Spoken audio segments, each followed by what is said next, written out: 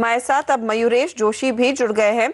Mayuresh, market थोड़ा सा circumspect है क्योंकि जैसे प्रदीप भी मेंशन कर रहे थे, इंटरनेशनल डेवलपमेंट्स पर हम ज्यादा रिएक्ट कर रहे हैं आजकल। इस समय का ट्रेड क्या लिया जाए? गिरावट पर खरीदारी का मौका है इस मार्केट में? अगर आपका लॉन्ग टर्म नजरिया हर्षद जी तो बिल्कुल हो सकता है, और मुझे लगता है आई थिंक एक स्टॉक स्पेसिफिक एक्शन रखना बहुत जरूरी होगा ये मार्केट्स में। जैसे मैं पिछले कुछ हफ्तों से कह रहा हूँ, आई थिंक मार्केट शायद कंसोलिडेट करेगा for the better part of May series, और यही हो रहा है प्रिसाइसली। ग्लोबल वॉलेटिलिटी ऑब्वियसली अपने मार्केट्स को चेक में रखेगी। जैसे चाइनीज डेटा आया था, काफी वीक था, लेकिन मार्केट्स ने वो श्रग ऑफ कर लिया है।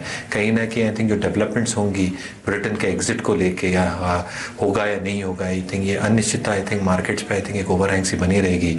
एंड अगेन जैसे आप कुछ मिनटों पहले जो कह रहे थे, आई थिंक जो फेड मिनट्स रिलीज होंगी, जैसे डेटा पॉइंट्स आए हैं, उससे क्या उभर कर आता है। तो मुझे लगता है लार्जली आई थिंक जो मॉनसून्स हैं वो to a certain extent factor in हो चुके हैं। Monsoons are on a good trend, जैसे जून में स्टार्ट होते हैं, तो एक रिस्पाइट शायद देखने मिल सकती है मार्केट्स में।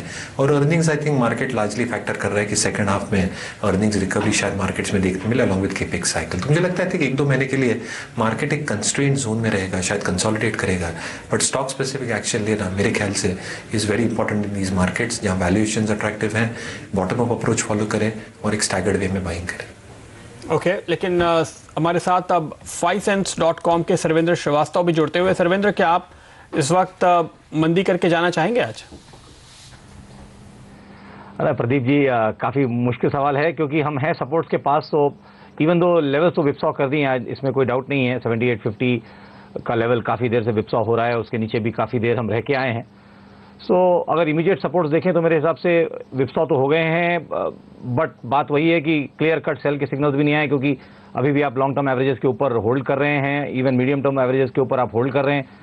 तो मानना तो यही है कि थोड़ा सेटल हो जाने दें, और फिर एक बार कोशिश तो यही रहेगी कि एक बार वापस 77-70 के स्टॉप लॉस, उसके नीचे स्टॉप लॉस लगा के वापस लेने की ही कोशिश मेरे हिसाब से तो करनी चाहिए अभी निफ्टी में। इस बीच आपने जो हमें सवाल भेजे, यानी कि दर्शक जो हमें हर रोज सवाल भेजते हैं, उस पर हम कुछ और जानकारों की राय लेते हैं। अब मनोज सचदेवा से हमारी बात हुई है और इनका मानना है हिंडाल्को जो इस समय 1% नीचे है, ये खरीदारी का मौका दिखा रहा है। तेजी करें, 95 के टारगेट के लिए पोजीशन लीजिए और स्टॉप लॉस आप लगाएंगे 85 पर। वहीं स्पार्क यानी कि सन फार्मा एडवांस रिसर्च, ये भी याद रखिए आज 1.5% नीचे है। मनोज को लगता है यहाँ पर भी खरीदारी करके फायदा कमाया जाएगा। टारगेट 320 का और 285 पर इन्होंने स्टॉप लॉस का कॉल दिया है। ये फिलहाल दो स्टॉक्स जहां पर तेजी की तरह आप भी हमें सवाल भेज सकते हैं। 7045220000 ये हमारा व्हाट्सएप नंबर है। आप हमें किसी भी समय फोन मैसेज करिए, जो भी आपने ट्रेड लिया है या लेना चाहते हैं उस पर हमारे जानकार आपको बताएंगे आपकी क्या स्ट्रैटेजी होनी चाहिए। लेकिन कल जब हम लौट कर आएंगे तो एक काफी ज्यादा बड़ी खबर होगी हमारे सामने। जो राज्यों के विधानसभा चुनाव हुए हैं उनके नतीजे आ रहे होंगे, मतगणना शुरू होगी और धीरे धीरे तस्वीर साफ होगी कहां किसकी सरकार बनेगी। इस बात के लिए एग्जिट पोल तो हमारे सामने आ चुके हैं, लेकिन एग्जिट पोल के बाद फाइनल नतीजे अब आगे आएंगे। तो एग्जिट पोल को देखते हुए क्या अंदाजा लग रहा है, यह समझना चाहिए। तमन्ना इनामदार दत्ता हमारी सहयोगी है हमारे साथ। तमन्ना, बताइए क्या इशारा मिल रहा है अगर एग्जिट पोल को देखते हुए चले? 5 राज्यों के चुनाव के बाद जो एग्जिट पोल निकल कर आ रहे हैं उसमें से सबसे बड़ी हेडलाइन है कि दीदी दादा बनी रहेगी पश्चिम बंगाल की, और असम से तरुण गोगोई को शायद गो करना पड़ जाएगा। एक राष्ट्रीय संदर्भ में बीजेपी के लिए बहुत अच्छी खबर, असम उनके हाथ में आएगा। ज्यादातर एग्जिट पोल ये भविष्यवाणी कर रहे हैं, और पश्चिम बंगाल, केरल और तमिलनाडु में या तो उनके खाते खुलेंगे या उनका प्रदर्शन बेहतर होगा। कांग्रेस के लिए दूसरी तरफ एक राष्ट्रीय संदर्भ में बुरी खबर, केरल और असम दोनों उनके हाथ से जा सकते हैं, और इसके साथ ही दो बहुत ही प्रमुख उनके नेता जो मुख्यमंत्री रहे हैं, ओमन चांडी और तरुण गोगोई, को अपनी कुर्सी खोनी पड़ेगी। शुक्रिया तमन्ना आपका इस पूरे अपडेट के लिए। तो देखने वाली बात बाजार के नजरिए से क्या होती है कि क्या बीजेपी का खाता खुलता है असम में, और क्या दूसरे राज्यों में बीजेपी मजबूत होती है, क्या दक्षिण के राज्यों में अगर तमिलनाडु और केरला में कुछ सीटें मिल जाएं, खाता भी खुल जाए तो बहुत बड़ी बात होगी। असम में तो खैर सरकार बनाने की बात हम कर रहे हैं, लेकिन मयूरेश, बाजार किस हद तक प्रभावित होगा क्या लगता है आपको, अगर ये नतीजे बीजेपी के पक्ष में आए तो क्या बाजार वाकई सेलिब्रेट करेगा? प्रदीप जी, जैसे एग्जिट पोल्स दर्शा रहे हैं, मेरे ख्याल से आई थिंक अगर आसाम में बीजेपी जीतती है तो ये आई थिंक बहुत पॉजिटिव हो सकता है। और बाकी अन्य राज्यों से आई थिंक बहुत एक्सपेक्टेशंस है ही नहीं, तो अगर बीजेपी इनरोड्स बना पाती है वेस्ट बंगाल, तमिलनाडु, केरला, तो ये आई think the markets will take it positively, क्योंकि ये राज्यों में आई थिंक कभी इनको इनरोड्स मिले नहीं थे। दूसरी बात ये देखनी चाहिए कि जो राज्यसभा में एडिशंस होंगे वो कितने होंगे। टू अ सर्टेन एक्सटेंट अगर हम आसाम से कहें कोई मेजर एडिशंस होने वाली नहीं है फ्रॉम राज्यसभा, तो दैट एंगल इन परस्पेक्टिव मुझे नहीं लगता आई थिंक कोई एक सेंटिमेंटल गेम चेंजर हो जाएगा elections. I think UP elections is something that the market से लुक फॉरवर्ड, लेकिन उसके लिए काफी समय है। तो मोर और less I think exit polls को मद्देनजर रखते हुए markets have probably taken that into their STRIDE. चलिए, तो देखना होगा कि फाइनल आंकड़े क्या कहते हैं, क्या निकल कर आता है, उन चुनावी नतीजों में क्या स्थिति बनकर आती है, खास तौर से बीजेपी की। लेकिन बाजार पर अगर आप फोकस करें, 7851 के आसपास ट्रेड बनता हुआ दिखाई दे रहा है और कुछ इंटरेस्टिंग काउंटर्स आपके लिए लेकर आएंगे। देखिए, रियल एस्टेट स्टॉक्स, HDIL अब 4% ऊपर, इंडिया बुल्स रियल एस्टेट में अच्छी खासी खरीदारी होती हुई। इसके अलावा दूसरे भी यहाँ पर छोटे रियल्टी काउंटर्स थे जहाँ पर खरीदारी बनती हुई दिखाई दी थी। अब ये पूरा पैक काफी समय से एक्टिव है, स्पेशली इंडिया बुल्स रियल और HDIL। सर्वेंद्र, क्या तेजी की पोजीशन ली जाए? आज देखिए पार्सना डेवलपर्स, प्रेस्टीज जैसे काउंटर्स भी 8 से 4% ऊपर है। नहीं, definitely I think real estate में तो एक्शन है और ये एक सेक्टर है जो फ्लेवर हमको भी ऐसा लगता है कि आगे चल के अच्छे मुनाफे इसमें कमाए जा सकते हैं।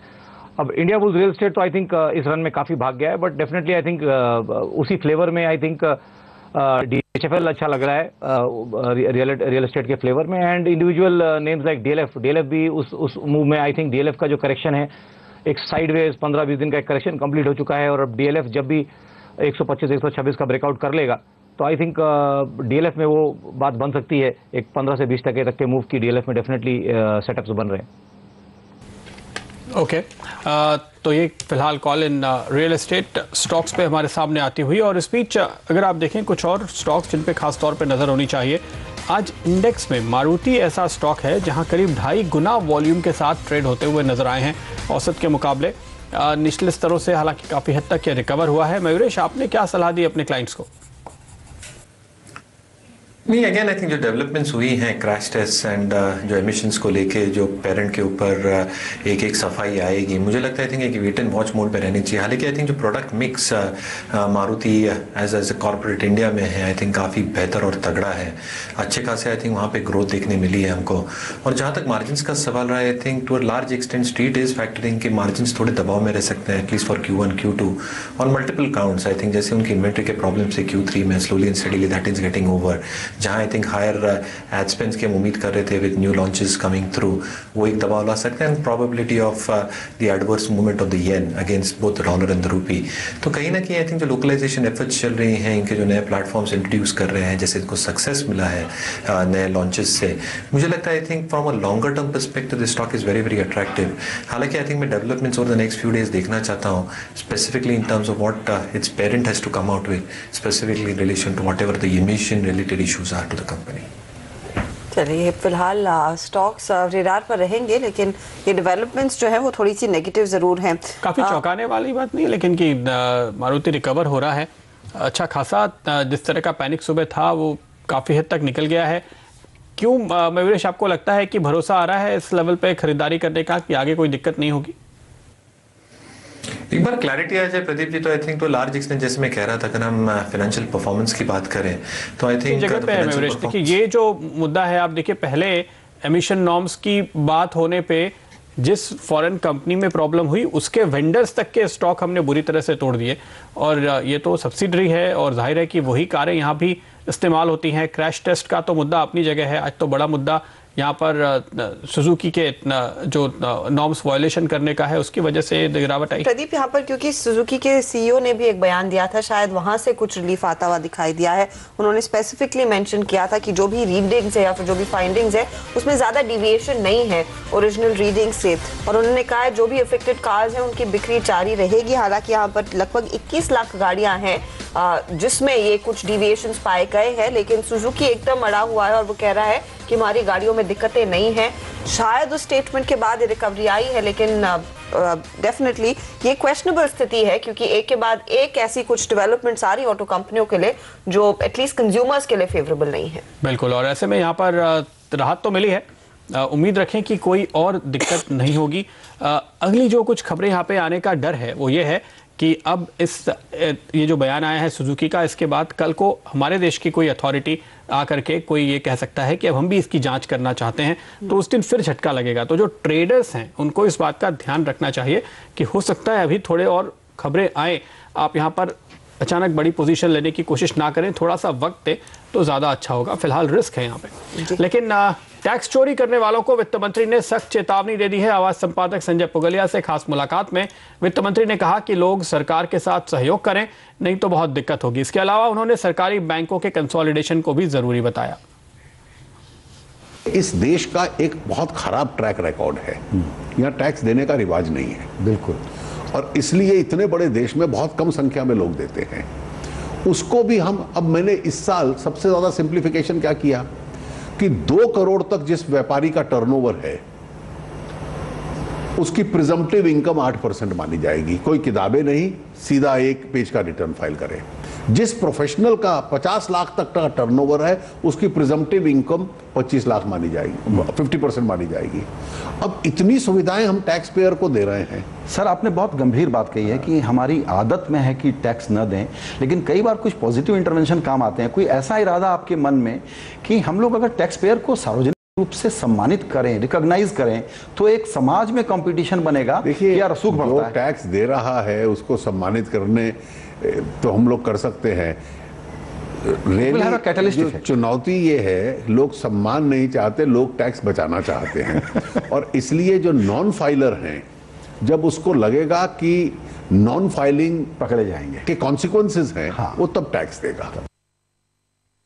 एक बहुत रीअश्योरिंग तैयारी शुरू हो गई है सरकारी बैंकों के कंसोलिडेशन की।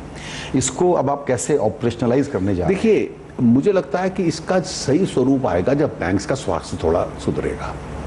ये कोई आवश्यक नहीं है कि 30 बैंक हो सार्वजनिक क्षेत्र में।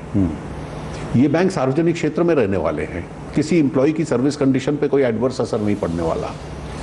लेकिन आज जिस माहौल में हम compete कर रहे हैं, हिंदुस्तान में ग्लोबल साइज के बैंक्स हों, हर बड़े देश का, डेवलप्ड देश में ऐसे बैंक्स उभरे हैं जो कि एक ग्लोबल साइज के हैं।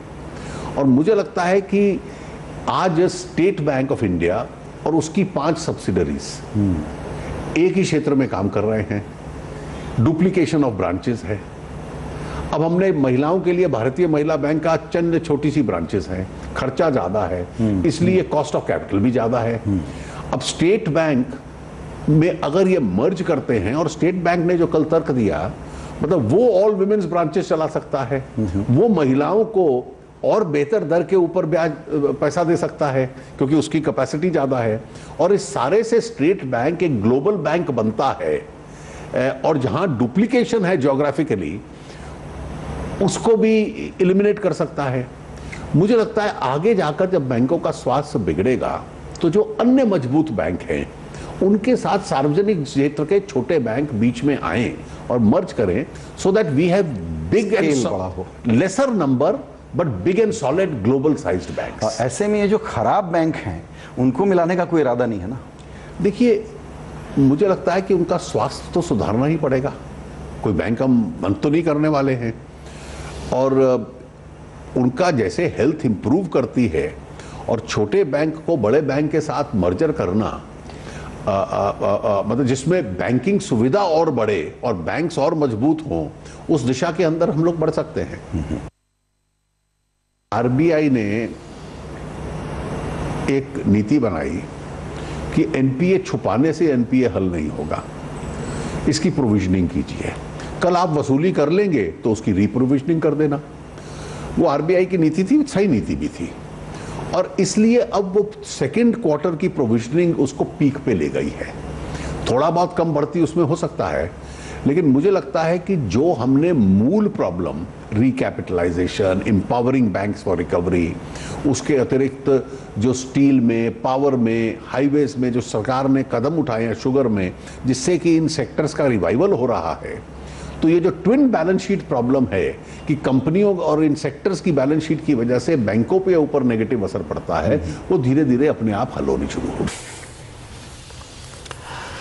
तो वित्त मंत्री यहाँ पर अपनी तमाम कामयाबियों की चर्चा करते हुए, और एक बात जो उन्होंने कही है कि बैंकों को, जो कमज़ोर बैंक हैं उनको मर्ज करना पड़ेगा इवेंचुअली मजबूत बैंकों के साथ। ये बात थोड़ी मुझे अच्छी नहीं लगी हर्षिता, क्योंकि आप अगर 15% एनपीए वाले बैंक को मर्ज कर देंगे, मिसाल के तौर पे कल सिंडिकेट बैंक 7.5% पे आया तो बहुत तेज़ बाइंग हुई।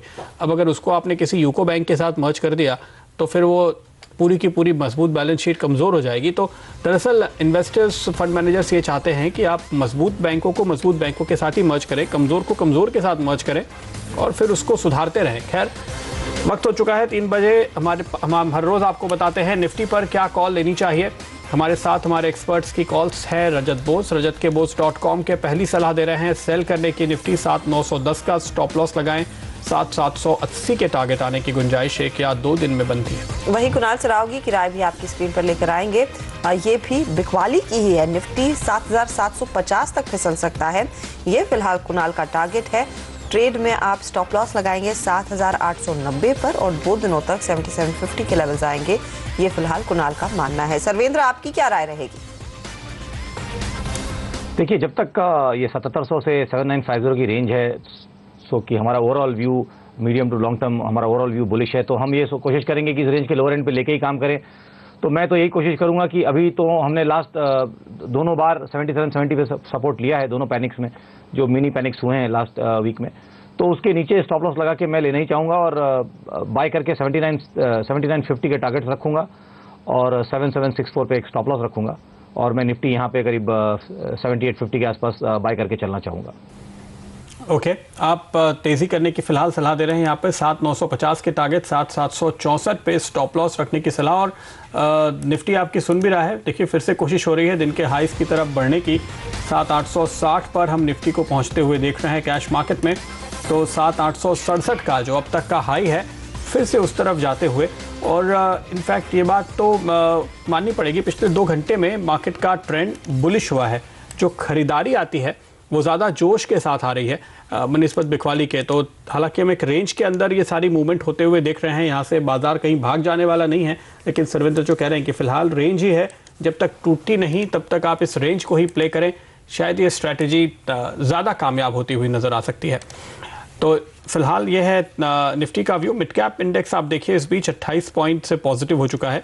मार्केट ब्रेथ हालांकि अभी हल्की सी नेगेटिव है, जैसे कि हमारा फियर एंड ग्रीड मीटर भी आपको बता रहा था कि थोड़ा सा दबाव हो सकता है। लेकिन आगे बढ़ते हुए कुछ और खबरों पर नजर। जी हाँ प्रदीप, कुछ स्टॉक्स आपकी स्क्रीन पर लेकर आएंगे जहां पर आज एक्शन देखने को मिल रहा है। आईआरबी इंफ्रा करीब 2.5% ऊपर है, इसके साथ ही सीईएससी, स्पाइस जेट, ये कुछ काउंटर्स हैं जहां पर अच्छी खरीदारी बनती हुई दिखाई दी है। वॉल्यूम पिकअप होता हुआ दिख रहा है आपकी स्क्रीन पर वो सभी काउंटर्स आते हुए, और इन सब में एक चीज कॉमन है कि यहाँ पर इनके नतीजे आने वाले हैं। इसके अलावा लुपिन जो एक दिग्गज कंपनी है, ये भी अपने नतीजे कल पोस्ट करेगा।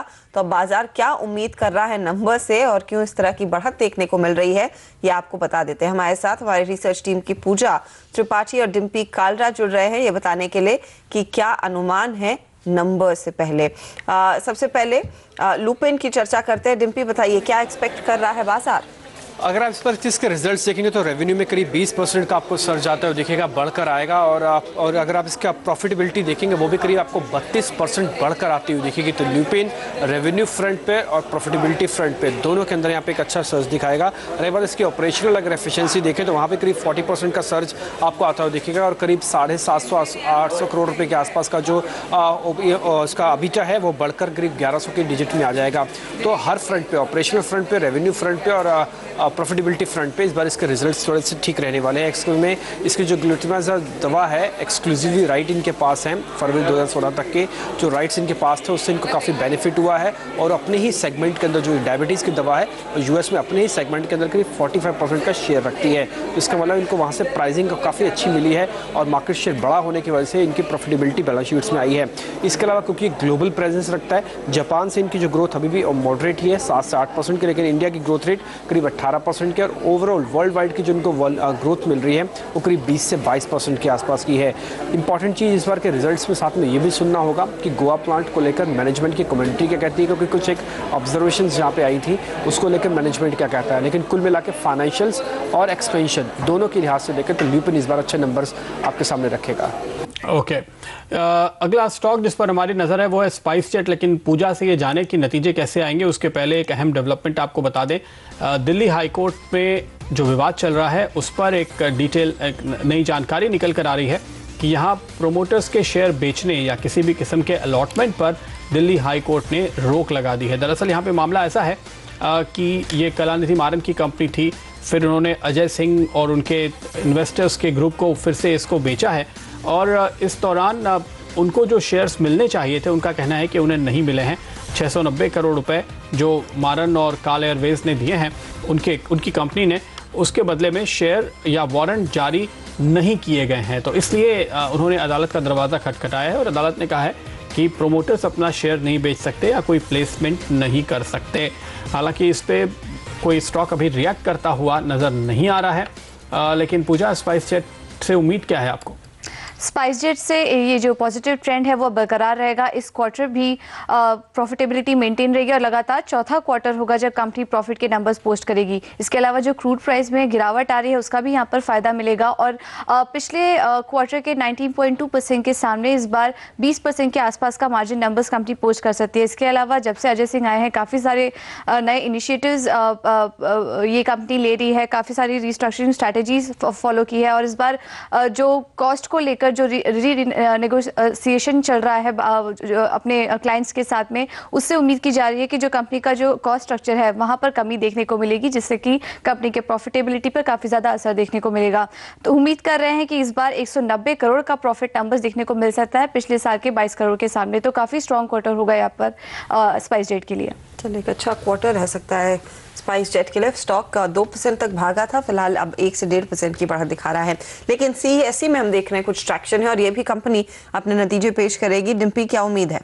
नहीं, इस बार इसके रिजल्ट्स काफ़ी अच्छे आ सकते हैं हर्षदा, क्योंकि अगर आप इसके क्वार्टरली बेसिस पर रिजल्ट का कंपैरिजन करेंगे तो आपको ट्रू पिक्चर यानी कि सही मानों में पिक्चर आपको आती हुई दिखेगी। अगर आप इसकी टॉप लाइन ग्रोथ देखेंगे YOY तो करीब आपको 10% ये बढ़ता हुआ दिखेगा, लेकिन इस लिहाज से अगर आप देखें तो आपको क्वार्टर ऑन क्वार्टर बेसिस में इसमें जंप दिखेगा। अबीटा YOY तो करीब 8% गिरेगा, लेकिन अगर उसी लिहाज से अगर आप क्वार्टर बेसिस पर देखेंगे तो यहाँ पे करीब अबीटा 298 करोड़ से 400 करोड़ की कैटेगरी में आ जाएगा। इसी तरह से प्रॉफिटेबिलिटी की बात आपको साल दर साल तो करीब 18% गिरती हुई दिखेगी, लेकिन क्वार्टर ऑन क्वार्टर बेसिस पर देखेंगे तो सीधा 112 करोड़ से बढ़कर 199 यानी कि करीब 200 करोड़ रुपए के आसपास आ जाएगी। तो इस बार जब आप रिजल्ट देखें तो क्वार्टर ऑन क्वार्टर बेसिस पर कंपनी की जो परफॉर्मेंस में इंप्रूवमेंट दिखेगा वो आपको साफ साफ आता हुआ दिखेगा। साथ ही इनका स्पेंसर रिटेल है, तो मैनेजमेंट के साथ हम ये भी जानना चाहेंगे जब रिजल्ट देगी तो क्या स्पेंसर्स के ब्रेक इवन को लेकर कंपनी इस समय आगे क्या कहती है। इसके अलावा उनसे हम ये भी समझना चाहेंगे कि आगे ग्रोथ रेट वो कितनी एंटिसिपेट कर रहे हैं कि कारोबार में कितना ग्रोथ रेट मिलेगा,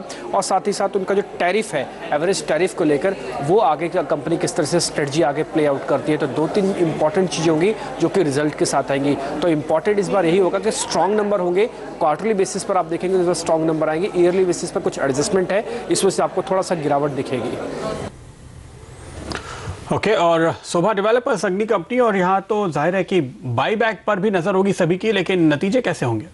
शोभा डेवलपर से कमजोर नतीजों की उम्मीद है। जो इनका चेन्नई और केरला का मार्केट है वहां पर काफी ज्यादा कमजोरी अभी भी बनी हुई है, और बेंगलुरु मार्केट पर इनका काफी ज्यादा डिपेंडेंस है, जहां से करीब 76% ये कंट्रीब्यूट करता है कंपनी की कुल बिक्री पर। लेकिन चेन्नई और केरला की मार्केट की हालत अभी भी खराब है, और क्वार्टर 4 में जो इनके ऑपरेशनल डेटा आए थे वहां पर भी काफी धीमी बढ़त देखने को मिली थी, सिर्फ 11% की क्वार्टर ऑन क्वार्टर बढ़त थी। तो इससे एक अंदाजा लगाया जा सकता है कि कंपनी के नतीजे काफी खराब होंगे। रेवेन्यू में 21% की गिरावट देखने को मिल सकती है, और मुनाफे में 40% की गिरावट देखने का अनुमान है। चलिए, फिलहाल नतीजे एक्सपेक्टेड हैं इन कंपनियों से। अब इस समय क्या इनमें से किसी में पोजीशन लेनी चाहिए या नहीं, सर्वेंद्र से जानेंगे। फिलहाल डिम्पी और पूजा, शुक्रिया आपका। सर्वेंद्र, जो स्टॉक ज्यादा एक्टिव है उसमें CESE है, IRB इंफ्रा है जिसके नंबर्स भी कल आएंगे। इनफैक्ट IRB का एक फ्लैट क्वार्टर रह सकता है, लेकिन स्पाइस जेट में भी हमने देखा एक अच्छा स्पाइक है। तो इन मिड कैप काउंटर्स में अब मौका क्या किसी में दिख रहा है कि तेजी की पोजीशन कैरी करके जाएं कल के लिए? नहीं, बिल्कुल। आई थिंक IRB में वॉल्यूम्स भी काफ़ी ब्रिस्क हैं और उसके सेटअप्स भी शॉर्ट टर्म काफ़ी अच्छे लग रहे हैं। तो मैं तो BTST में एक्चुअली IRB लेके जाना चाहूँगा। मेरे ख्याल से 226 227 के टारगेट्स जहन में रखने चाहिए और 220 के नीचे एक स्टॉप लॉस लगाएं और मेरे हिसाब से IRB इन पूरे नामों में से IRB के सेटअप सबसे अच्छे लग रहे हैं कल के लिए। ओके और इस बीच हमारे सामने JSW स्टील के नतीजे आ रहे हैं, पहले वहां नजर डाल लेते हैं। नेट प्रॉफिट 171 करोड़ रुपए पे आता हुआ नजर आ रहा है। टोटल इनकम 10,700 करोड़ के आसपास दिखाई दे रही है, उम्मीद के आसपास ही है। इनलाइन दिखते हैं ये नतीजे, लेकिन मेरे ख्याल से मुनाफा काफ़ी अच्छा है, उम्मीद के मुकाबले कम से कम 2.5 से 3 गुना है। हालांकि आमदनी कुल मिलाकर उम्मीद के मुताबिक ही आती हुई नज़र आ रही है JSW स्टील की, और नतीजे के बाद इस स्टॉक में आप एक तेज़ी भी आते हुए देख रहे हैं। मयूरेश, कैसे देखते हैं आप इन आंकड़ों को? नहीं Pradeep ji, I think initially जो एक एस्टिमेट्स मैंने लगाए थे, आई थिंक फ्लैटिस सा एक प्रॉफिटेबिलिटी देखी थी, लेकिन आई थिंक बॉटम लाइन काफ़ी अच्छी तरह से सुधरी है। कंट्रीब्यूटर्स क्या होंगे देखना बहुत ज़रूरी होगा। क्या domestic volumes are in excess of 3.25 MMT? I think markets अगर ये फिगर देखता है तो काफ़ी पॉजिटिवली इम्प्रेस हो सकता है। ये भी बात समझनी चाहिए कि जो MIP के आई थिंक जो इम्पोजिशन हुआ था, ये आई थिंक 1.5 महीने का इम्पैक्ट आएगा, तो आई थिंक मेजोरिटी इम्पैक्ट अगले क्वार्टर में आएगा JSW स्टील के लिए। And again I think overseas businesses are expected to remain extremely subdued. I think जो टॉप लाइन परफॉर्मेंस होगी वो ठीक ठाक ही होंगी, but going by the bottom line performance मुझे लगता है I think it's going to be a good volume growth along with significant margin improvement, which basically means कि जो ऑपरेटिंग बेनिफिट्स और एफिशिएंसीज है ये शायद कंपनी में प्ले आउट हुए हैं ये क्वार्टर। इनफैक्ट मार्जिन्स जो है वो 17% पर आए हैं और हम उम्मीद कर रहे थे कि ये 14% के आसपास रहेंगे, तो मार्जिन्स में एक बीट है। एबिटा लेवल पर भी हम देख रहे हैं कंपनी का प्रदर्शन काफ़ी बेहतर। JSW स्टील उस लिहाज से एक अच्छी रिकवरी दिखा रहा है। दिन का लो हमने देखा था शुरुआती कारोबार में और उसके बाद धीरे धीरे स्टॉक में तेज़ी ही बनती हुई दिखाई दी है। फिलहाल अपने हाईस पर ट्रेड कर रहा है। ये काउंटर 1318 के लेवल्स यहाँ पर देखने को मिल रहे हैं। एबिटा का आंकड़ा है जो 1825 करोड़ का है। एबिटा मार्जिन 17.1% पर आए हैं। हम उम्मीद कर रहे थे कि करीब 14% के आसपास वो मार्जिन खड़े होंगे और मुनाफे के फ्रंट पर हमने देखा है एक बीट जरूर है, 171 करोड़ का आंकड़ा देखने को मिला। यही वजह है कि वो स्टॉक करीब 2% ऊपर है इस समय। कुछ और डिटेल्स आपके लेकर आएंगे इस नतीजे से, लेकिन कुछ और काउंटर्स पर भी एक नज़र डाल लेते हैं जो आउट परफॉर्म कर रहे हैं आज के ट्रेड में। इसमें आप देखिए अब ONGC एक बार फिर करीब 2% ऊपर है। कल से ही इन काउंटर्स में अच्छी खरीदारी बनती हुई दिखाई दी थी। हमारे साथ संदीप वागले भी जुड़ गए हैं। संदीप, ये दूसरा दिन है जहां पर ONGC हाईस पर ट्रेड कर रहा है, क्या खरीदारी अब भी की जा सकती है स्टॉक में? Good afternoon Harshada. For a limited upside मैं मानता हूं अभी भी कुछ जगह है। अभी 214 का ट्रेड हो रहा है, 220 222 के लिए अगर आप ट्रेड करना चाहते हैं 2-3% के लिए, लेकिन 224-25 में काफ़ी स्ट्रॉन्ग रेजिस्टेंस है, उसको रियली पार करना होगा। अगर बड़ी मूव ONGC को देनी है तो फिर 240 तक भी जा सकता है, तो मैं समझता हूँ इतना जल्दी वो नहीं होगा। ओके, चलिए कुछ और स्टॉक्स पे नज़र डालते हैं और उनमें किस तरह का व्यू बन रहा है। सबसे पहले स्पाइस जेट पर अगर एक मयूरेश आपका व्यू लेना चाहेंगे, क्या लगता है ये जो हाई कोर्ट का ऑर्डर है और नतीजे आने वाले हैं, क्या करेंगे आप? इन 2-3 चीज़ें देखनी चाहिए प्रदीप जी। आई थिंक नतीजे ऑब्वियसली अच्छे रहने की ही उम्मीद है। ETF प्राइसेस में आपने शार्प करेक्शन देखा था, उसके वजह से एक डेफिनेट इम्पैक्ट आएगा पॉजिटिव साइड पे, मार्जिन्स और बॉटम लाइन पे। जैसे लोड फैक्टर्स इंप्रूव हुए हैं ओवर द लास्ट क्वार्टर और 2, और जैसे सीजन इंप्रूव होगा मुझे लगता है I think load factors will still see signs of improvement. तीसरी बात, अगर हम जो डिस्काउंटिंग की बात कर रहे थे, probably that factor will not come into account. और चौथी, आई थिंक जितने इनके ड्यूज थे slowly and steadily they are paying it off. Airport authorities हों, इनके क्रेडिटर्स के ड्यूज हों, कहीं ना कहीं जो आई थिंक इनकी जो स्ट्रेस है बैलेंस शीट के ऊपर, slowly and steadily they have started paying it of. तो कहीं ना कहीं आई थिंक नतीजे अच्छी रहने की ही उम्मीद है। What really happens with the high court is again going to be an overall. और तीसरा, आई थिंक जो FDI पॉलिसी आएगी, 525 पॉलिसी आएगी, I think these 2 factors will be extremely crucial to watch out for. आज की meeting हालांकि टल गई है, अगर आज आगे जाते वक्त there is some relaxation on 525, competition बढ़ सकती है। At the same time I think FDI के नियम अगर रिलैक्स किए जाते हैं तो there is scope for other carriers to probably increase their stakes in airlines which have not been able to do so far। तो मुझे लगता है कि ये सारे फैक्टर्स ध्यान में रखने चाहिए, but I am expecting a very good set of numbers to come through for SpiceJet। देखें तो एक मजबूत तिमाही रह सकती है और उसका फ़ायदा स्टॉक में आगे बनता हुआ ज़रूर दिखाई देगा। कुछ और काउंटर्स जो आउट परफॉर्म कर रहे हैं, इसमें मेगमनी ऑर्गेनिक्स आपकी स्क्रीन पर लेकर आएंगे। 8% से ज़्यादा का इजाफा देखने को मिला है। इंटेलेक्ट डिज़ाइन अरीना एक और काउंटर जहां पर बहुत strong volume pickup, in fact 10 day average से 2 गुना वॉल्यूम पर यह काउंटर कारोबार कर रहा है और अब ये 6% ऊपर है। संदीप, दोनों ही स्टॉक्स में बेटर ट्रेड क्या रहेगा इस समय? हर्षदा, मैं समझता हूँ इंटेलेक्ट डिजाइन्स बेटर ट्रेड होगा क्योंकि मेगमनी बहुत ज्यादा भाग चुका है, तो इसमें स्टॉप लॉस आप फाइनेंशियल्स नहीं बैठेंगे, बहुत ही ऊपर है। मेरे को वीकनेस तो नहीं लग रही है, लेकिन बाय करने का कोई क्लियर ये नहीं बैठेगा, फाइनेंशियल्स मैच नहीं होंगे। तो मैं इंटेलेक्ट में 212 213 के स्टॉप लॉस से 200 235 238 के टारगेट के लिए बाय दे सकता हूँ। ओके, इनफैक्ट इंटेलेक्ट डिज़ाइन और कुछ और स्टॉक्स जिनके बारे में ये चर्चा चल रही है कि इनको एफएनओ में शामिल किया जा सकता है जून से, इस वजह से हमने काफ़ी हद तक एक्शन देखा है। संदीप, क्या आपको ऐसा लगता है कि जिस स्टॉक को शामिल करने की बात हो वहाँ पर एक कैश में ट्रेड करना चाहिए? जी, अगर एफएनओ में शामिल करने की बात हो तो डेफिनेटली तेजी आती है, ऐसा मैंने देखा है पास्ट में। तो ये वो बिल्टअप होता है और सेंटिमेंट डेफिनेटली पॉजिटिव होता है, तो बिल्कुल ट्रेड करना चाहिए।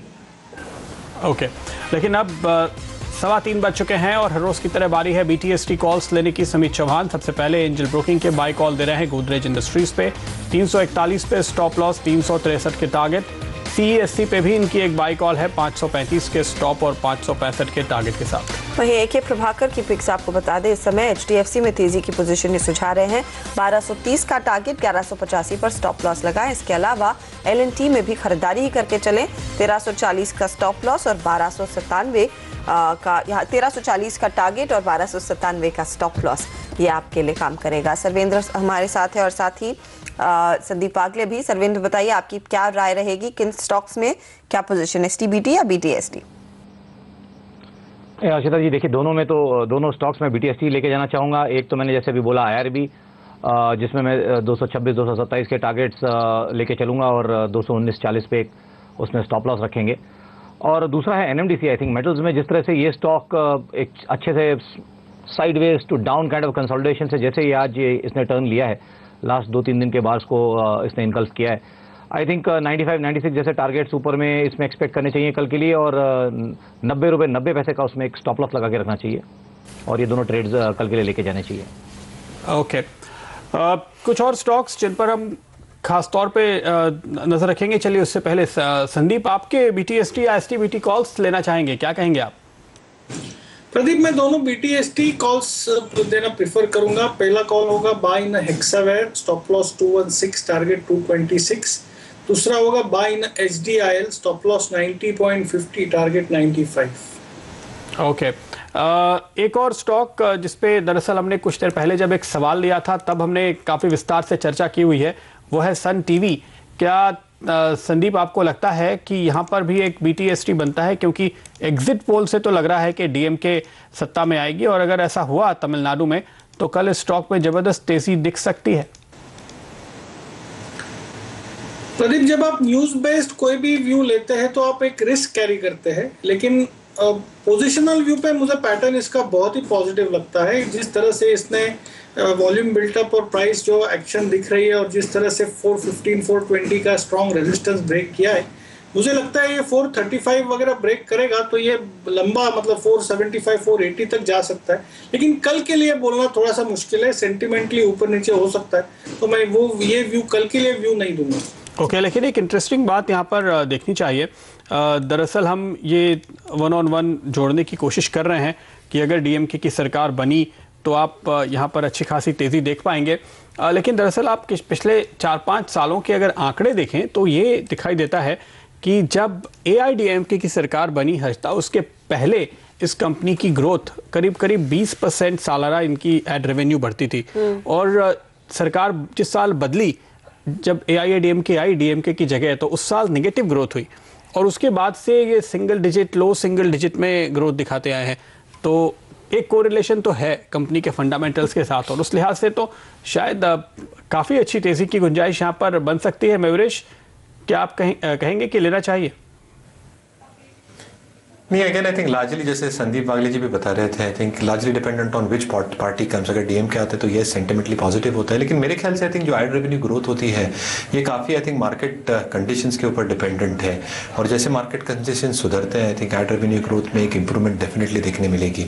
जहाँ तक सब्सक्रिप्शन रेवेन्यूज का सवाल रहा है, आई थिंक बोथ एनालॉग और डिजिटल साइड पे you will see growth coming through, क्योंकि जैसे डिजिटलाइजेशन एफर्ट्स बढ़ते हैं और अगर डीएम के पार्टी में रहती है तो मेरे ख्याल से I think Sun can be a big beneficiary because of the kind of market share gains that it has got. हालांकि आई थिंक जो सब्सक्रिप्शन रिलेटेड इश्यूज थे in a few states like Kerala and Karnataka, they will also get sorted out. तो मुझे लगता है I think numbers की अगर हम बात करें तो नंबर्स काफी सॉफ्ट रहने की उम्मीद है, but expectations of advertising growth और advertising yields remaining stable, I expect that to happen. Subscription revenues can surprise on the positive if DMK comes into power. In fact either ways कल के नतीजे आने का इंतजार जरूर रहेगा, लेकिन प्रदीप अगर आप Q1 के नंबर्स देखेंगे, सन टीवी और दूसरी कंपनी जो डाच टीवी की भी हम चर्चा कर रहे थे, इनके एड रेवेन्यू में एक सब्सटैंशियल पुल अप देखने को जरूर मिलेगा, क्योंकि वो एड रेवेन्यू का फायदा इलेक्शन से पहले इन कंपनियों को जरूर मिला होगा। तो देखना होगा कि कितना बढ़िया परफॉर्मेंस इन कंपनियों का रहता है। फिलहाल आप देखिए पिछले 3 महीने में चाहे वो राज टीवी हो और प्रोमिनेंटली सन टीवी का चार्ट भी आपके लेकर आएंगे, यहाँ पर हमने देखा है काफी बढ़िया रिटर्न्स बनते हुए दिखाई दिए हैं। सन टीवी भी लगभग 28% से ज्यादा के रिटर्न्स दिखाने में कामयाब जरूर रहा है। कुछ और काउंटर्स पर एक बार नजर डाल दे जो पिछले आधे 1 घंटे में अच्छी खासी तेजी दिखाने में कामयाब रहे हैं। इसमें आप देखेंगे JSPL में एक अच्छा पिकअप आता हुआ दिखाई दिया, ये काउंटर 2.5% ऊपर है। स्पाइस जेट की हम पहले बात कर रहे थे। BHEL निचले लेवल से कुछ रिकवर करता हुआ दिखाई दे रहा है। संदीप, ये काउंटर लगभग 1.5-2% नीचे था, अब सिर्फ 1% की गिरावट है। क्या अब शॉर्ट कवरिंग हुई है, और अगर किसी ने सुबह में शॉर्ट किया है आप इस समय क्या सलाह देंगे? हर्षदा, BHEL में ये बाउंस बैक है, शायद शॉर्ट कवरिंग होगा जो थोड़ा सा और ऊपर जा सकता है। अभी 119, 120 के आसपास है। मुझे नहीं लगता ये 123, 124 के ऊपर जाएगा। काफी साइडवेज कंसोलिडेशन मोड में है, तो मैं ना तो इसमें तेजी की ना मंदी की सलाह दूंगा। ओके, तो फिलहाल नो ट्रेड जोन दिखाई दे रहा है यहाँ पे, इसमें किसी तरह का मूव ना लें। पराग मिल्क फूड एक स्टॉक है जिस पर नज़र होगी, क्योंकि काफ़ी मुश्किल से इशू भरा गया था, कल लिस्टिंग होने वाली है। मयूरेश, क्या उम्मीद कर रहे हैं आप, क्या सलाह दी आपने इस इशू के लिए अपने क्लाइंट्स को? अगर हम लॉन्गर टर्म ट्रेजेक्टरी देखें तो मेरे ख्याल से आई थिंक ये सेक्टर के लिए काफ़ी पॉजिटिव हो सकता है। पराग की हम स्पेसिफिकली अगर बात करें तो चीज़ में ये डोमिनेट करते हैं आफ्टर अमूल, और जैसे वैल्यू एडेड प्रोडक्ट्स ऐड करते जा रहे हैं, फ्लेवर्ड मिल्क हो, चीज़ हो, मुझे लगता है I think the kind of contribution that these products will have will be close to around 55-60% overall pipeline में। ये हायर मार्जिन वाले प्रोडक्ट्स रहते हैं rather than your traditional milk products, जिसमें कैपेसिटी इंटेंसिटी भी बहुत रहती है in terms of capital employed, जो पुल डाउन करते हैं सेगमेंटल एबिट मार्जिन्स। तो कंसोलिडेटेड मार्जिन्स बढ़ने की उम्मीद है। हालांकि कुछ कंसर्न्स थे in terms of the kind of valuation band, and again as you pointed out, जैसे सब्सक्रिप्शन भरने में दिक्कतें हुई थी। मुझे लगता है अगर ये स्टॉक करेक्ट होता है, and if it corrects in the opening tomorrow, अगर लॉन्ग टर्म व्यू हो किसका around 1.5-2 years, I think definitely इसके जो रिटर्न रेशियोज हैं ये सुधरने की उम्मीद है। जैसे मार्केट शेयर गेन्स होते हैं, जैसे मार्केट साइज बढ़ती है चीज़ और वैल्यू एडेड प्रोडक्ट्स के लिए, आई थिंक पराग जैसी company I think can make definite inroads with the kind of brand share that it has got. तो मुझे लगता है आई थिंक अगर 1.5 से 2 साल का व्यू हो और ये स्टॉक अगर करेक्ट होता हो तो I think long term investors can definitely look at this stock. चलिए, लिस्टिंग का कल इंतजार रहेगा। लेकिन श्रीराम ट्रांसपोर्ट के शेयर पर एक नजर डाल लीजिए, जहां पर हमने देखा है अच्छा खासा स्पाइक बनता हुआ, 3% ऊपर है वायदे में एक काउंटर। इस पर सर्वेंद्र आपकी क्या राय है, 1135 पर लिया जाए? देखिए इस लेग में तो काफ़ी चला हुआ है, सो अगर यहाँ से किसी को एंट्री मारनी है तो स्टॉप लॉसेस मेरे ख्याल से काफ़ी टाइट रखने पड़ेंगे इसमें, और एक करीब 1080, 1090 के नीचे कहीं स्टॉप लॉस लगा के अगर किसी को ट्रेडिंग के लिए लेना है तो ले सकते हैं, बट फिलहाल तो इस मूव में मेरे ख्याल से काफ़ी चल चुका है, सो रिस्क रिवॉर्ड्स उतने बढ़िया बैठ नहीं रहे। ओके, श्रीराम ट्रांसपोर्ट में आप कह रहे हैं कि रिस्क रिवॉर्ड बहुत बेहतर नहीं है। एक जो चर्चा यहाँ पे सुनी जा रही है कि एक किस्म का इंटीग्रेशन मर्जर देखने को मिल सकता है पीरामल ग्रुप के फाइनेंस कारोबार के साथ, और उसके चलते आज यहाँ पर कुछ हद तक हलचल देखने को मिली है। मयूरेश, कोई व्यू है आपका? नहीं, लार्जली आई थिंक थोड़े प्रीएम्प्ट मूव हुई है श्रीराम ट्रांसपोर्ट पे। हालांकि अगर हम कोर नंबर्स की बात करें तो मुझे लगता है आई थिंक जो ग्रॉस एनपीएस थे वो थोड़े हायर साइड पे ही थे। But again I think the markets are expecting कि अगर मानसून अच्छे होते हैं तो शायद आई थिंक जो एसेट क्वालिटी पे प्रेशर्स हैं और जैसे एसेट क्वालिटी रिकग्नाइज कर रहे हैं in terms of the 150 day provisioning bucket, I think कहीं ना कहीं वो स्ट्रेस कम होते जाएगा over the next 2 to 3 quarters. हालांकि आई थिंक जो पिरामल के साथ आई थिंक मुझे तो कुछ ऐसी खबर है नहीं, but clearly if you go by the financial performance that Shriram has given so far, I think एक एनकरेजिंग साइन देखने मिल सकती है the monsoons are better. But ये बहुत बड़ा केविएट हो सकता है। But clearly I think valuations at least at this point of time थोड़े स्ट्रेच हो गए हैं, तो investors holding on the stock should continue holding on, but बहुत ज़्यादा उम्मीद ना करें इन terms of out performance, in terms of how the stock will give from the current levels. Okay, चूंकि यहाँ पर पीरामल ग्रुप एक बड़ा शेयर होल्डर है, 10% से अधिक स्टेक है, तो ऐसी चर्चाएं हैं कि यहाँ पर फाइनेंस कारोबार में किसी किस्म का आपको एक रीऑर्गेनाइजेशन देखने को मिल सकता है और उसका असर आप यहाँ पर आते हुए देख रहे हैं। चलिए आपके कुछ और सवालों के जवाब देते हैं। नीरव अखारिया दे रहे हैं जवाब ग्लोब कैपिटल के। HCC पर एक सवाल पूछा गया, बाई कॉल है 18 रुपये 75 पैसे पे, स्टॉप लॉस 19 रुपये 60 पैसे के टारगेट। DHFL पे एक सवाल पूछा गया, बाई कॉल है 201 रुपये पे, स्टॉप लॉस 206 रुपये के टारगेट्स आ रहे हैं। अगर आप भी कोई सवाल पूछना चाहते हैं तो हमारा नंबर ध्यान में रखिए 7045220000। आप हमें व्हाट्सएप के जरिए कभी भी सवाल पूछ सकते हैं। इस बीच सेंसेक्स निफ्टी पर एक बार फिर नजर डाल लीजिए, क्योंकि 7880 पर निफ्टी आ चुका है। अब सिर्फ 12 पॉइंट की गिरावट देखने को मिल रही है, यानी कि दिन के लो से एक बहुत बढ़िया रिकवरी देखने को मिली है। और सेंसेक्स जो आज सुबह में 200 पॉइंट टूटा था, आप देखेंगे लगभग दिन के लो से 160 अंकों तक की रिकवरी देखने को मिल रही है। बैंक निफ्टी में भी अब सिर्फ 20 अंकों की ही गिरावट रह गई है। अब स्टॉक्स देखिए कहां पर पिछले आधे घंटे में टर्न देखने को मिला है। कुछ पोजीशंस रिवर्स हुई हैं। HDFC, BHEL, Asian paints, TCS, Infosys, इनमें हमने देखा है निश्चित लेवल से एक अच्छी खासी रिकवरी आती हुई दिखाई दी। ऑफ कोर्स निफ्टी को बढ़ाने का काम आज लुपिन जैसे स्टॉक ने किया है। स्टेट बैंक ऑफ इंडिया अब लगभग 2% की तेजी दिखा रहा है। L&T, ITC, टाटा स्टील, वो कंट्रीब्यूटर्स आपके सामने लेकर आएंगे कि कितने वेटेज के लिहाज से क्या फिलहाल योगदान रहा है स्टॉक्स का इस रिकवरी में आज के दिन, जहां पर निफ्टी जो है 7880 पर आ चुका है। ITC, L&T, state bank of India और ONGC, इन दिग्गजों ने ही फिलहाल बाजार को संभालने का काम किया है या फिर निचले लेवल से एक अच्छी खासी रिकवरी में योगदान इनका रहा है। SBI काफी टॉक्ड अबाउट स्टॉक है। जाते जाते क्या ट्रेड लेंगे आप सर्वेंद्र? 180 पर कर रहा है कारोबार आज, फिर 2% ऊपर। नहीं, जैसे कि हम शो के स्टार्ट में बात करते हैं, आई थिंक PSU स्पेस जो है वो डेफिनेटली आज के गिरते हुए बाजार में भी काफ़ी सारे टिक्स ग्रीन थे उसमें। इनफैक्ट PNB के रिजल्ट्स के बाद भी PNB का भी टिक ग्रीन ही है और वो पूरा स्पेस मेरे को लगता है काफ़ी ओवरसोल्ड है, तो एक बाउंस डेफिनेटली एक्सपेक्ट कर सकते हैं। तो 6 से 7% और यहाँ से मेरे को लगता है कि डेफिनेटली पॉसिबल है, विच मीन्स कि आप इसमें करीब 190-195 तक के लेवल्स भी SBI में छू सकते हैं। तो मेरा तो मानना है कि PSU स्पेस में थोड़ा लेके काम करें। बैंक निफ्टी भी जिस तरह से होल्ड किया है काफ़ी अच्छा लग रहा है। एक बड़ा इंपॉर्टेंट पॉइंट जो अभी हो गया, बाजार ने अपना बेरिश गैप जो सुबह खोला था निफ्टी ने, उसको भर दिया है। सो वो काफ़ी हिम्मत देने वाली चीज़ है, क्योंकि अगर ये गैप रह जाता था तो मे बी 7750 का जो आपका लोज है वो थोड़े से थ्रेटन लगते थे। बट क्योंकि एक बेरिश गैप जो सुबह खोला और उसको बंद कर दिया और इतना शानदार रिकवरी है पूरे दिन की, तो मुझे डेफिनेटली अभी भी लग रहा है, जो मैंने पहले भी बोला था निफ्टी के व्यू के साथ, कि बुल्स के पास एक अपर हैंड ज़रूर है। लॉन्ग टर्म एवरेजेस के ऊपर जिस तरह से हम खड़े हैं, मेरा मानना अभी भी है कि बुल्स के पास अपर हैंड है और टुवर्ड्स एक्सपायरी एक बहुत शानदार सरप्राइज हो सकता है। अगर 8000 का लेवल निकले तो एक बहुत बेहतरीन शॉर्ट कवरिंग रैली खेलने को मिल सकती है।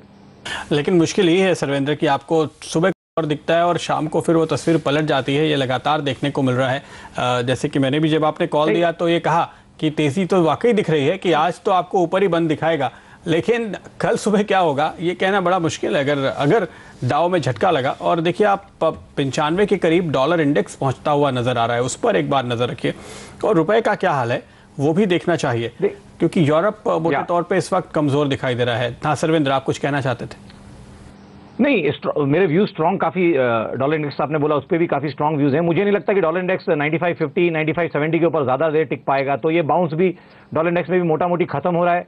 और बात फिर वही आ गई कि ये शॉर्ट टर्म में तो काफ़ी वॉलेटिलिटी है, चॉपीनेस है, तो इसी में आपके शोज पे या चैनल्स पे जब हम आते हैं और बोलते हैं कि भाई आप मीडियम टर्म और लॉन्ग टर्म ट्रेंड के डायरेक्शन में ट्रेड करें, शॉर्ट टर्म से कंफ्यूज ना हो, आपकी रेंजेस आपकी अगर क्लियर हैं और आपका मीडियम और लॉन्ग टर्म अगर आपका व्यू क्लियर है तो आप शॉर्ट टर्म ट्रेंड में भी एक बार हिम्मत करके अपने ट्रेड्स कर सकते हैं। और मेरा हमेशा मानना यह रहा है कि medium term long term trend के डायरेक्शन में ट्रेड करें, शॉर्ट टर्म से परेशान ना हो। शॉर्ट टर्म में तो वॉलेटिलिटी रहती है, रेंज में है, करीब को मद्देनजर रखते 7750 से मान लीजिए 7950 की रेंज में चल रहा है, 200 पॉइंट की। ये फाइनली ऊपर ही ब्रेकआउट आएगा, ये आप कह रहे हैं? नहीं है, देखिए फाइनली तो टेक्निकल एनालिसिस में कुछ नहीं होता, एक कॉन्फिडेंस लेवल होता है, एक स्ट्राइक रेट होता है, एक कॉन्फिडेंस लेवल होता है। तो उसके हिसाब से मेरा मानना है कि बुल्स को अपर हैंड है। जिस तरह से बाजार ने रिकवरी की है, आज का बेरिश गैप भरा है, तो मैं बुल्स को ही अपर हैंड दूंगा। और मेरा मानना है ये बात तो बिल्कुल सही है कि आज तो पल्ला भारी है, ये तो मैं आपको आधे घंटे पहले भी कह रहा था। लेकिन आप जो कह रहे हैं कि medium to long term trend, उस पर क्या क्लैरिटी है आपको?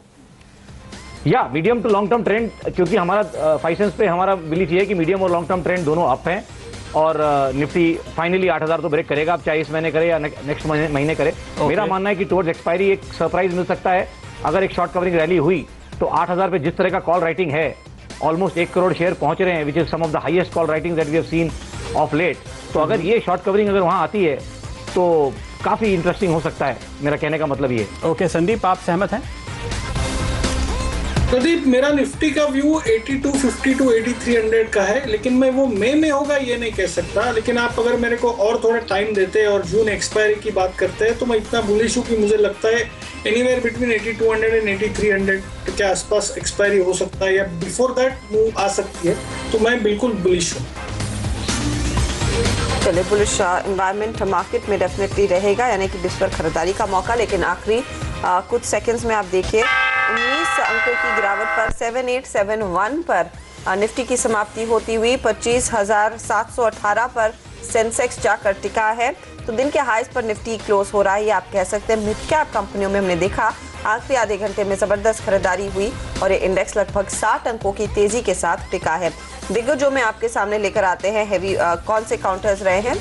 State bank of India, Lupin, ONGC, L&T, Tata steel, ITC, ये तमाम दिग्गज काउंटर्स जिन्होंने बाजार में नेशनल लेवल से रिकवरी में काफ़ी ज़्यादा मदद की। हालांकि सेल साइड की पोजीशंस आज ऑटो कंपनियों में काफ़ी देखने को मिली और यहाँ पर बजाज ऑटो, एम&एम, हीरो मोटोकॉर्प, ये सारे वीकर काउंटर्स रहे हैं ट्रेड के।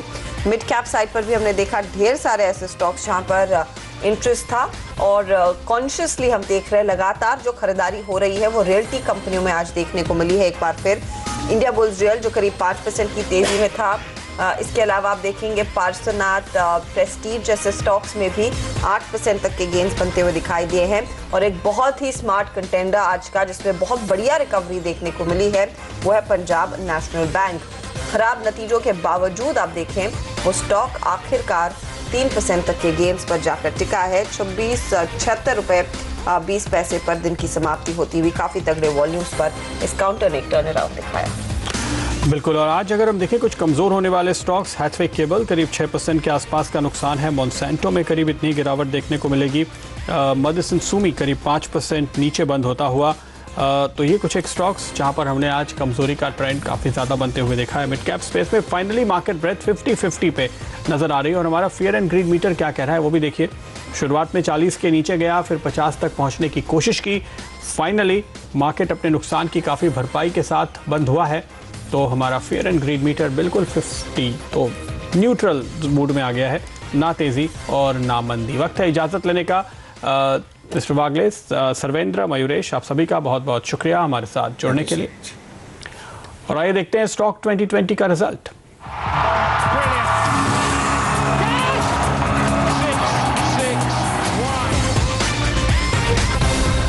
और आज का मुकाबला डिम्पी नीरज के बीच और डिम्पी ने बाजी मारी है। 1% से ज्यादा की कमाई आज डिम्पी ने की है।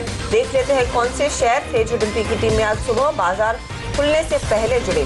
गैब्रियल इंडिया जो 3% भागा, कैनरा बैंक में 3% की तेजी, NFL 1.5% ऊपर और ACC पर एक शॉर्ट कॉल था। बिकवाली की सलाह 1.5% का रिटर्न इस स्टॉक ने कमाया है।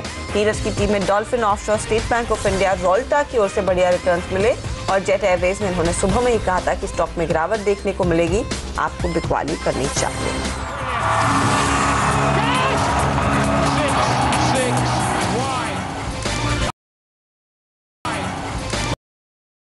और इसके साथ ही आखिरी सौदा में फिलहाल हमें दीजिए इजाजत। लेकिन आप बने रहिए सिंबीसी आवाज पर। ब्रेक के बाद आपके लेकर आएंगे मार्केट टॉप 20।